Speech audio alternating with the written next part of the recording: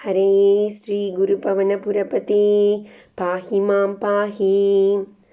देवर्षीणां पितॄणामपि न पुनर्ऋणी किङ्करो वास भूमन् योऽसौ सर्वात्मना त्वां शरणमुपगतः सर्वकृत्यानि हित्वा तस्योत्पन्नं विकर्माप्यखिलम् अपनुदस्येव चित्तस्थितस्त्वं तन्मे पापोत्तापान् पवनपुरपते रुन्धि भक्तिं प्रणीयाः।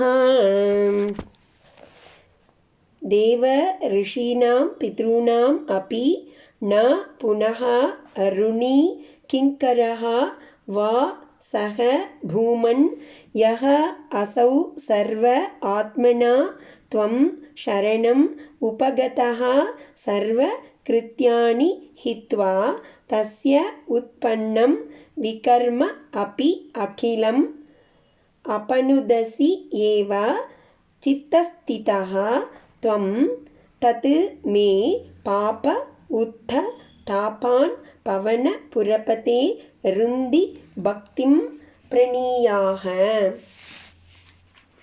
பூமன் எல்லாம் வல்ல இறைவா, யஹ அசௌ எவனொருவன், சர்வ கிருத்தியானி ஹித்வா எல்லா கர்மங்களையும் துறந்து, சர்வ ஆத்மனா எல்லா வகையிலும் முழுமையாக, துவம் உன்னை, சரணம் உபகதா சரணடைகிறானோ சக அவன், தேவ ரிஷீனாம் தேவர்கள் ரிஷிகள், பித்ருணாம் அப்பி மற்றும் மூதாதையர் ஆகியோருக்கு, ருணி கடன் பட்டவனாகவோ, புனகா அன்றியும், கிங்கரகவா பணியாளனாகவோ ந ஆவதில்லை.